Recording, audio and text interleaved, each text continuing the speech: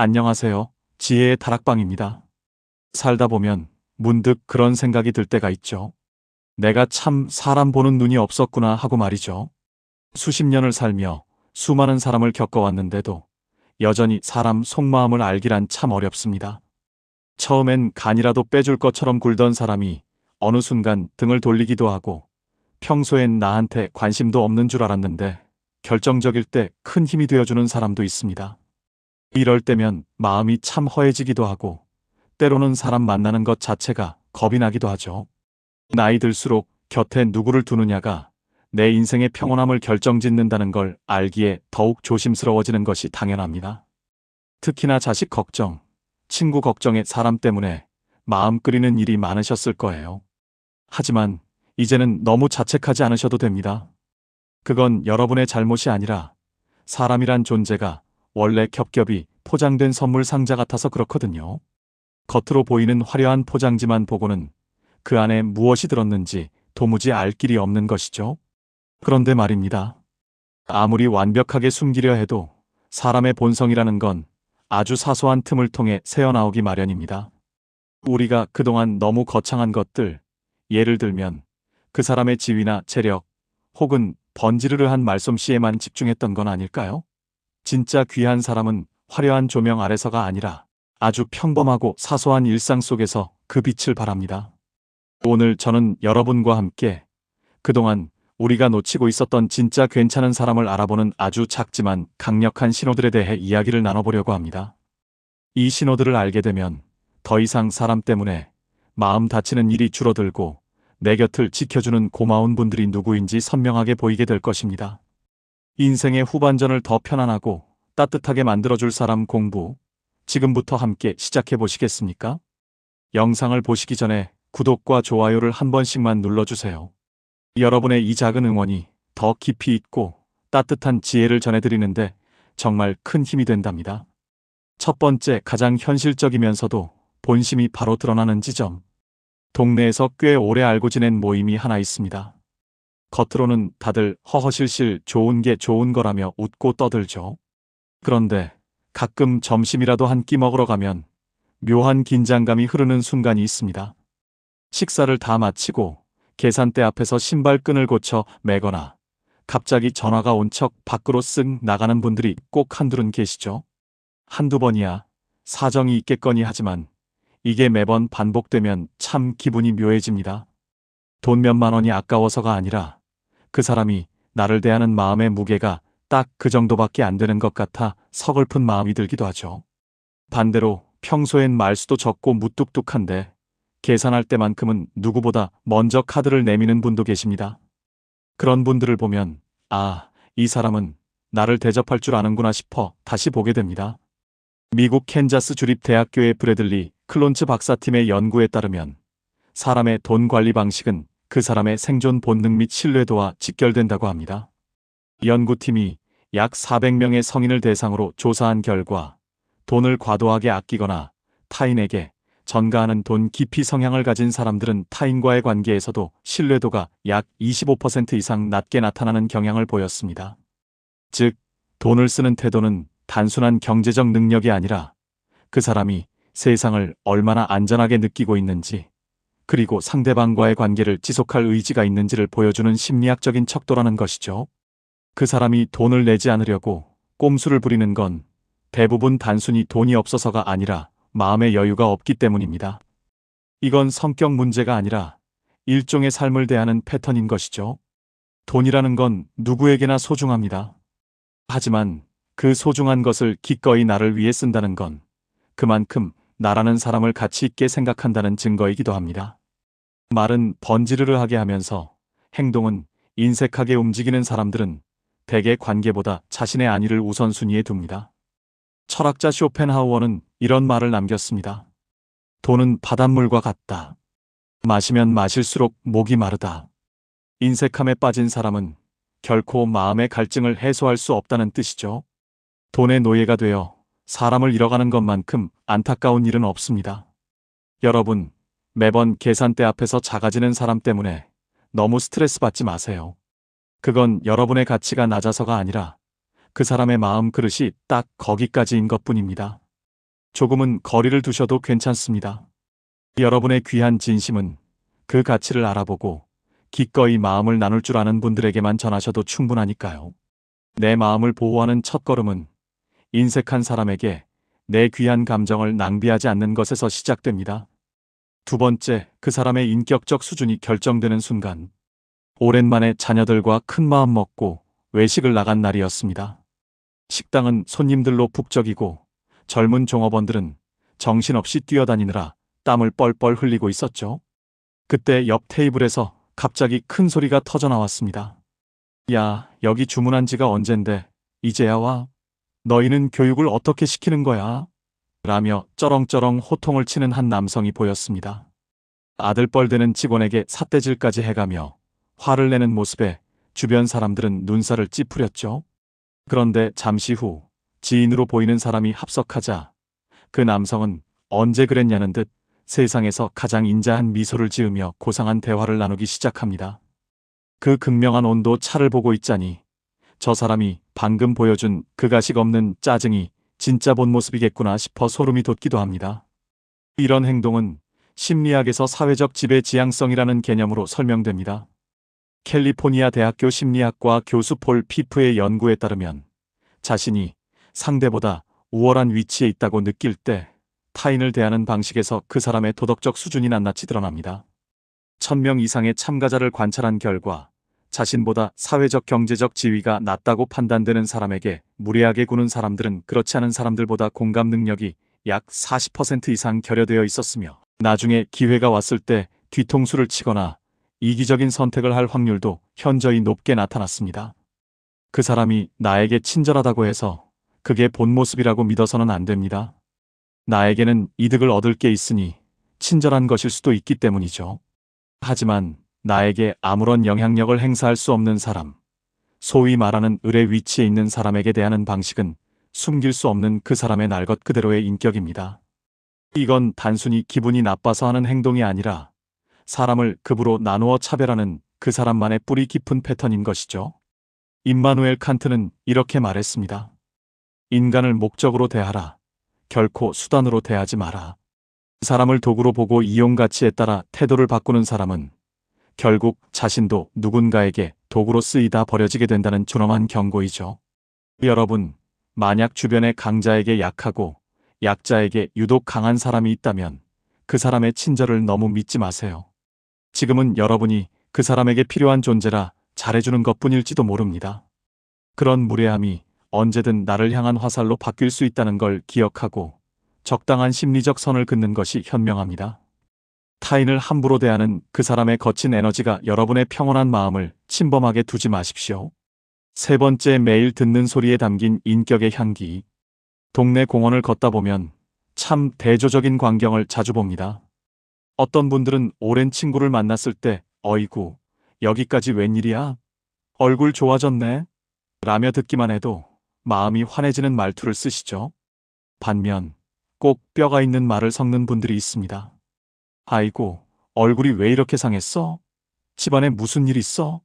나이 드니까 다 숨길 수가 없네. 라며 걱정을 가장한 비수를 꽂는 시기죠.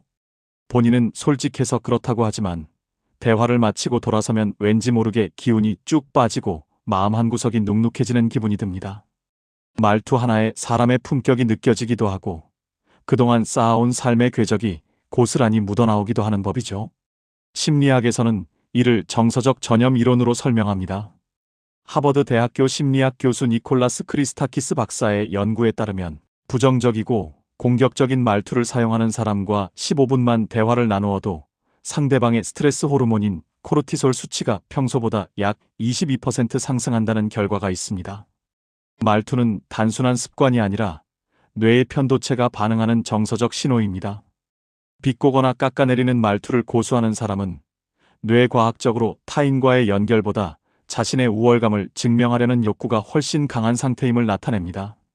그 사람이 툭툭 내뱉는 거친 말이나 비꼬는 말투는 대부분 상대방을 존중하지 않기 때문에 나오는 행동입니다. 이건 단순히 표현이 서툰 문제가 아니라 타인을 배려하기보다 자신의 감정 배설을 우선시하는 패턴인 것이죠. 말은 마음의 알갱이라고 합니다. 겉으로는 웃고 있어도 말 끝마다 가시가 돋친 사람들은 결국 결정적인 순간에 그 날카로운 본성을 드러내 주변 사람들을 다치게 합니다. 프랑스의 철학자 몽테뉴는 이런 말을 남겼습니다. 말은 반은 말하는 사람의 것이요, 반은 듣는 사람의 것이다. 내가 내뱉은 말이 상대방의 마음 속에서 어떤 모양으로 자리를 잡을지 고민하지 않는 사람은 이미 인격의 절반을 잃어버린 것과 다름없다는 뜻이죠. 여러분, 누군가의 가시 돋친 말투 때문에 온종일 마음 쓰지 마세요. 그 말이 아픈 건 여러분이 약해서가 아니라 그 사람의 입이 거칠기 때문입니다. 그 사람이 던진 기분 나쁜 말들을 마음속에 꾹꾹 담아둘 필요가 전혀 없습니다. 그냥 저 사람은 저런 말을 내뱉는 안타까운 그릇이구나 하고 흘려보내세요. 그 말의 주인은 결국 내뱉은 그 사람이지 여러분이 아닙니다. 남의 거친 말로부터 나를 해방해주는 건 오로지 나 자신뿐임을 기억하세요. 네 번째 위기 상황에서 가면이 벗겨지는 찰나. 오랜 친구들과의 부부 동반 여행이나 친목 모임을 하다 보면 예상치 못한 작은 실수가 터져나오기 마련이죠. 식당 예약이 잘못되었다거나 길을 잘못 들어 1시간을 헤매게 되는 그런 상황 말입니다. 그때 그 사람의 진짜 본성이 마치 물속에 잠겨 있다가 떠오르는 것처럼 선명하게 드러납니다. 어떤 사람은 자기 잘못이 분명한데도 내가 지도를 잘 못 봐서 그렇잖아, 거기 식당이 원래 서비스가 안 좋네라며 구구절절 변명을 늘어놓거나 오히려 같이 있는 사람들에게 짜증을 냅니다. 분위기는 급격히 얼어붙고 주변 사람들은 눈치를 보느라 마음이 불편해지죠. 반면 정말 괜찮은 사람은 짧고 명료하게 사과합니다. 미안해. 내가 좀 더 꼼꼼히 챙겼어야 했는데 미처 몰랐네. 얼른 대안을 찾아보자. 이 한마디가 가진 힘은 대단합니다. 그 순간 꼬였던 상황은 해결의 실마리를 찾고 주변 사람들은 그 사람의 넉넉한 품을 다시 한번 확인하게 되죠. 실수는 누구나 하지만 그 뒤의 태도는 아무나 흉내낼 수 없는 그 사람의 본질입니다. 심리학에는 자기 구실 만들기와 귀인 이론이라는 개념이 있습니다. 스탠퍼드 대학교의 캐럴 드웻 교수의 연구에 따르면 자신의 실수를 인정하지 못하고 남 탓을 하는 사람들은 대체로 고정 마인드셋을 가지고 있습니다. 500여 명의 피실험자를 대상으로 한 실험에서 실수를 타인의 탓이나 외부 환경 탓으로 돌리는 사람들은 그렇지 않은 이들에 비해 자존감이 심각하게 낮고 실패를 곧 자신의 인격적 파멸로 받아들이는 공포를 느끼고 있음이 밝혀졌습니다. 이들은 자신의 완벽한 이미지를 지키기 위해 억지 논리를 펴게 되는데 이 과정에서 타인의 감정을 배려하는 인지적 기능이 약 35% 이상 저하된다는 수치도 보고된 바 있습니다. 즉, 사과하지 못하는 것은 고집이 센 것이 아니라 내면이 너무 나약해서 자신의 잘못을 직면할 용기가 없는 상태인 것입니다. 그 사람이 실수를 인정하지 않고 화를 내거나 남을 탓하는 건 대부분 본인의 자존심이 상하는 것을 견디지 못하기 때문입니다.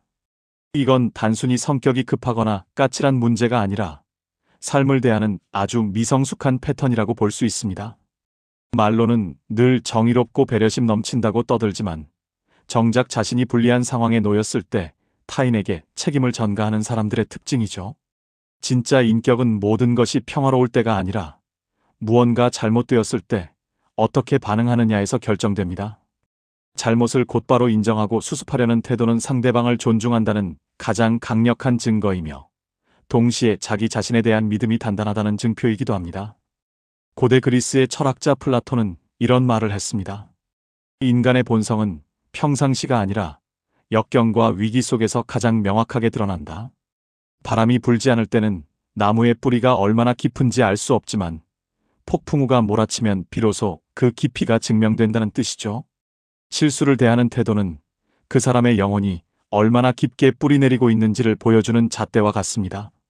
여러분, 자기 잘못을 인정하지 않고 여러분 탓을 하는 사람 때문에 억울해하거나 자신을 의심하지 마세요.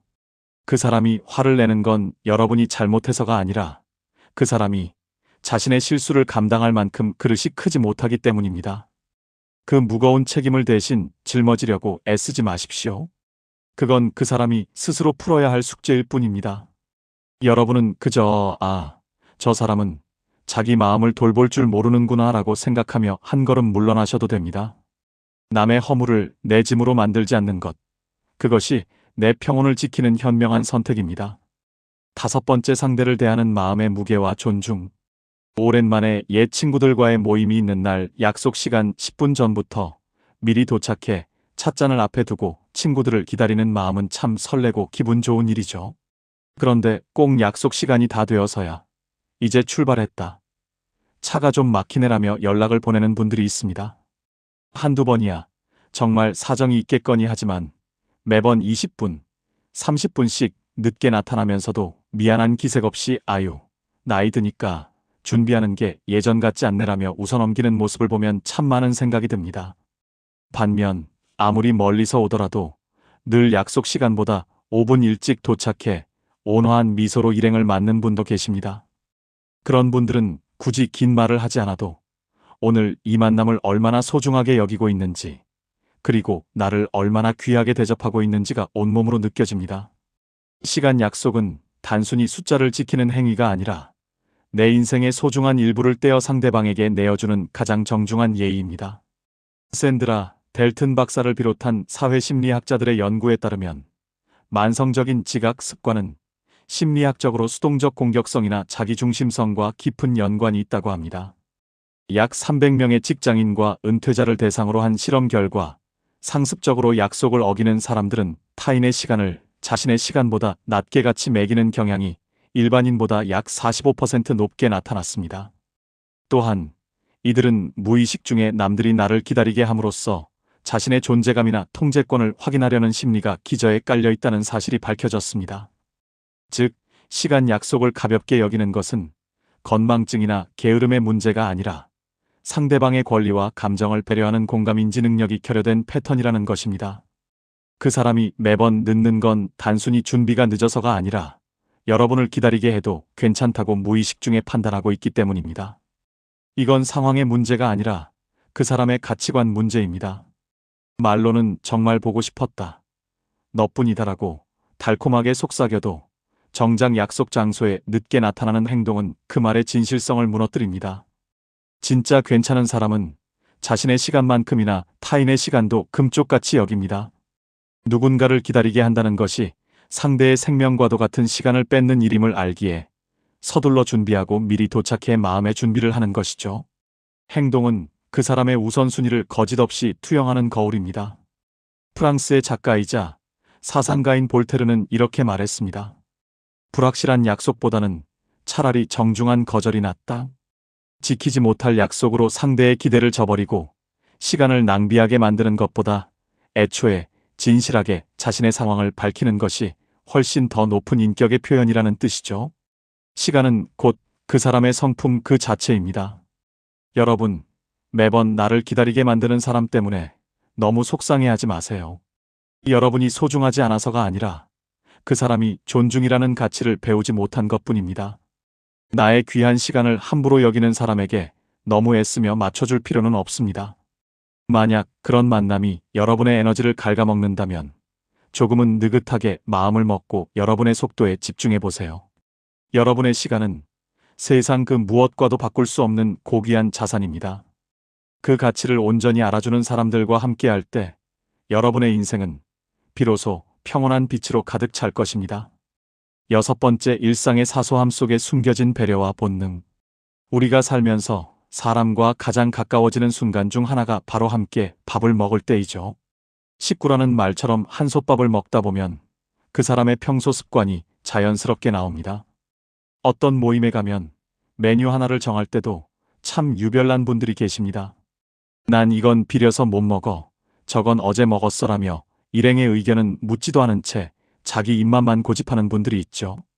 결국 모두가 그 한 사람의 입맛에 맞춰 원치 않는 식당으로 향하게 됩니다.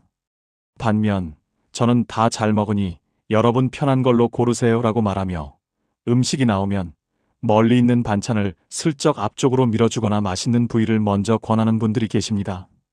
그런 분들과 식사를 하면 밥맛이 2배는 더 좋게 느껴지죠.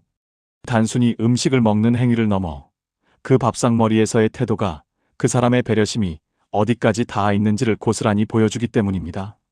심리학에서는 이를 자기조절 능력과 사회적 친화성의 상관관계로 설명합니다. 펜실베이니아 대학교 심리학 연구팀의 조사에 따르면 식사 자리에서 타인의 선호를 먼저 묻고 자신의 식사 속도를 일행과 맞추는 사람들은 그렇지 않은 사람들에 비해 사회적 지능이 약 30% 이상 높게 나타났습니다. 특히 식탐이 강하거나 자기 접시만 챙기는 행동은 뇌의 보상 회로가 타인과의 유대감보다 개인의 즉각적인 욕구 충족에 더 예민하게 반응하고 있음을 시사합니다. 연구 결과 식사 예절이 바르고 타인을 배려하는 식습관을 가진 이들이 위기 상황에서도 평정심을 유지하고 주변을 챙길 확률이 훨씬 높다는 통계적 근거가 확인되었습니다. 그 사람이 메뉴를 고집하거나 자기 입에 맞는 음식만 챙기는 건 단순히 입맛이 까다로운 게 아닙니다. 이건 평소 생활 전반에서 나의 만족이 우리의 화합보다 우선이라는 잠재적 패턴이 드러나는 것이죠. 음식 취향은 취향일 뿐이지만 그 취향을 타인에게 강요하느냐 아니면 조화롭게 녹여내느냐는 차원이 다른 문제입니다. 말로는 당신을 존중한다고 하면서도 젓가락 끝은 자기 이익만을 향해 움직이는 사람들이 있습니다.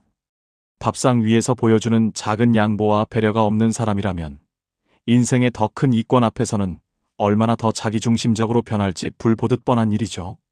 진짜 괜찮은 사람은 화려한 만찬이 아니더라도 함께하는 사람의 기분을 살피며 식사 자리를 풍요롭게 만드는 온기를 가진 법입니다. 미식가이자 법관이었던 브리아 사바랭은 이렇게 말했습니다. 당신이 무엇을 먹는지 말해달라. 그러면 당신이 어떤 사람인지 말해주겠다. 이 말은 단순히 음식의 종류를 뜻하는 것이 아니라 음식을 대하고 나누는 태도 속에 그 사람의 본성이 고스란히 담겨 있다는 통찰입니다. 밥 한 끼 나누는 태도에 그 사람의 전 생애가 녹아 있다고 해도 과언이 아니죠. 여러분, 자기 입맛만 고집하며 분위기를 망치는 사람 때문에 기껏 준비한 식사 시간을 망치지 마세요. 그 사람이 투정을 부리는 건 음식이 맛없어서가 아니라 타인의 기쁨을 함께 나누는 법을 배우지 못한 미숙함 때문입니다. 저 사람은 밥 한 끼의 소중함을 잘 모르는구나 하고 가볍게 넘겨버리세요.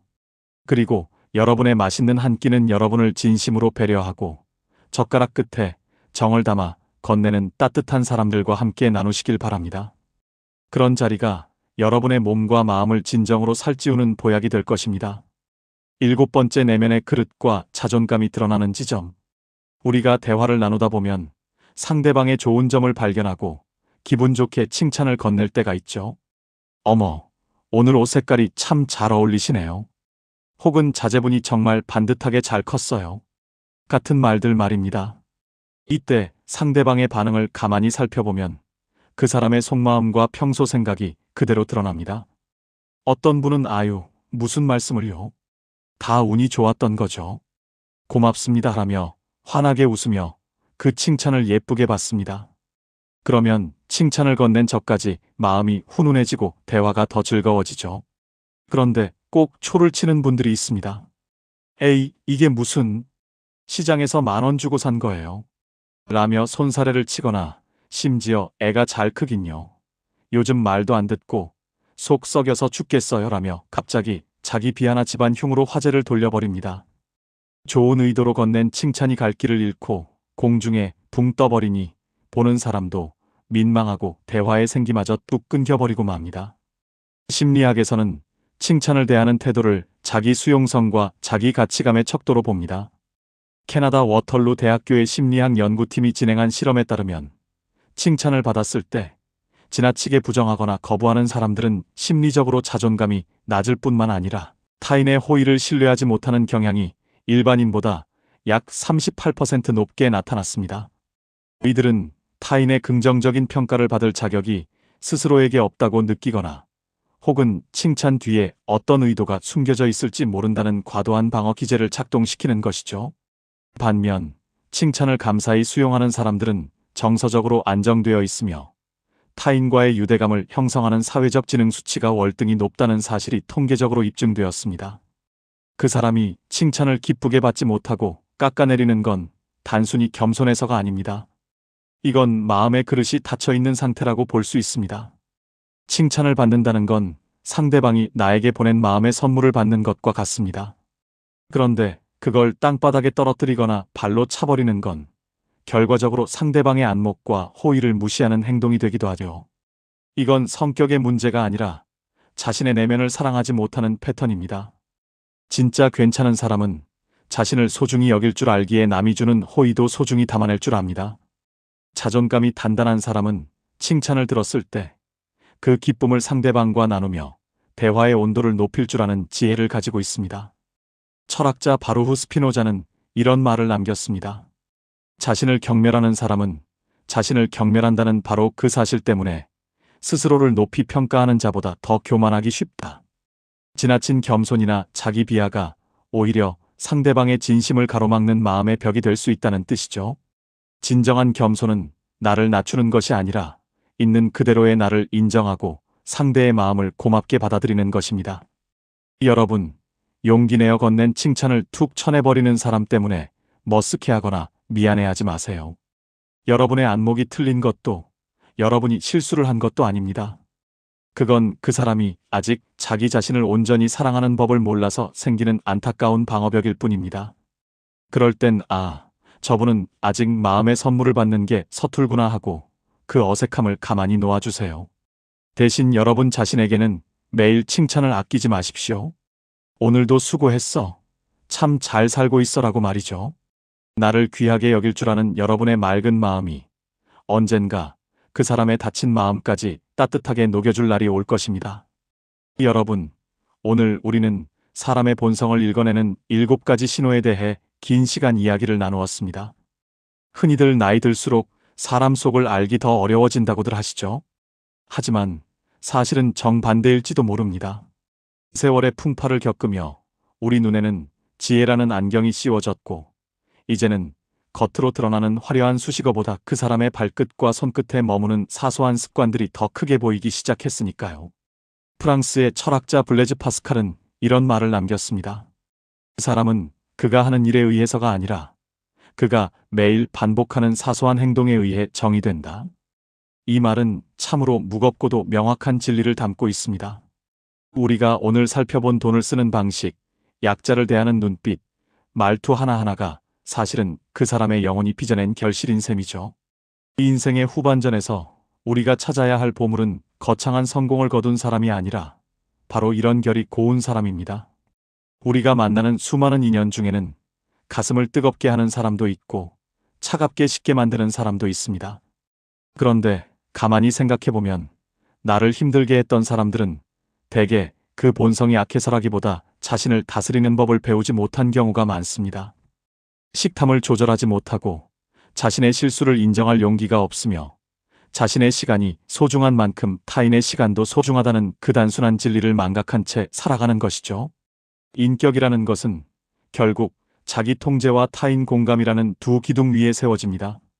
돈 앞에서 비굴해지지 않고 약한 사람 앞에서 오만해지지 않는 그 평형감각 말입니다. 저는 여러분이 누군가를 판단할 때 그 사람의 재산이나 학벌 같은 껍데기에 현혹되지 않으셨으면 합니다. 대신 그 사람이 예기치 못한 상황에서 어떤 표정을 짓는지, 자신의 이익이 걸린 순간에 어떤 선택을 하는지를 가만히 지켜보세요. 그 찰나의 순간에 삐져나오는 본성이야말로 그 사람이 평생을 걸쳐 닦아온 진짜 인격의 성적표입니다. 이것을 아는 것은 단순히 남을 비판하기 위함이 아닙니다. 오히려 내가 어떤 사람과 함께할 때 진정으로 평화로울 수 있는지, 그리고 나는 타인에게 어떤 향기를 풍기는 사람인지를 돌아보기 위함이죠. 좋은 사람을 곁에 두는 가장 빠른 방법은 나 자신이 먼저 그런 좋은 신호를 보내는 사람이 되는 것이라는 평범한 진리를 우리는 잊지 말아야 합니다. 지금 이 영상을 보시며 마음 한구석이 아릿해지는 분들도 계실 겁니다. 그때 그 사람이 나를 무시했던 게 바로 이런 이유였구나. 내가 너무 바보같이 당하고만 살았네 하고 지나간 세월을 후회하실지도 모르겠어요. 하지만 여러분, 절대로 자책하지 마세요. 여러분이 상처받았던 건 여러분이 약해서가 아니라 여러분의 마음이 그만큼 맑고 따뜻했기 때문입니다. 타인을 믿어주고 싶었던 그 귀한 마음은 결코 잘못된 것이 아닙니다. 다만 이제는 그 따뜻한 마음을 아무에게나 열어주지 마세요. 본성이 거친 사람에게 내 진심을 쏟아붓는 것은 밑 빠진 독에 물을 붓는 것과 같습니다. 무례한 사람에게 왜 그러냐고 따져 묻는 것조차 여러분의 소중한 에너지를 낭비하는 일입니다. 그럴 때는 그냥 저 사람은 마음의 병이 깊구나, 혹은 저 사람은 아직 사람 대하는 법을 배우지 못했구나 하고 그 존재 자체를 있는 그대로 받아들이고 조용히 뒷걸음질 치세요. 심리적 거리두기는 결코 비겁한 것이 아닙니다. 그것은 나를 보호하는 가장 적극적인 사랑의 실천입니다. 내 마음의 정원에 독초가 자라게 두지 마세요. 그 빈자리에 나를 존중해주고 내 사소한 이야기에도 귀를 기울이며 함께 밥 한 끼를 먹어도 마음 편안하게 해주는 그런 고운 인연들을 하나둘 채워가시길 바랍니다. 인생의 가을날, 우리에게 필요한 것은 수많은 인맥이 아니라 마음을 나눌 수 있는 단 몇 명의 진실한 벗입니다. 오늘 우리가 나눈 이 지혜들이 여러분의 남은 여정에 든든한 지팡이가 되어주길 소망합니다. 여러분은 충분히 귀하고 충분히 잘 살아오셨습니다. 이제는 타인의 시선에서 해방되어 오로지 여러분의 평온과 행복만을 생각하며 웃음 가득한 날들을 보내셨으면 좋겠습니다. 우리도 조금씩 더 따뜻해질 수 있으면 좋겠습니다.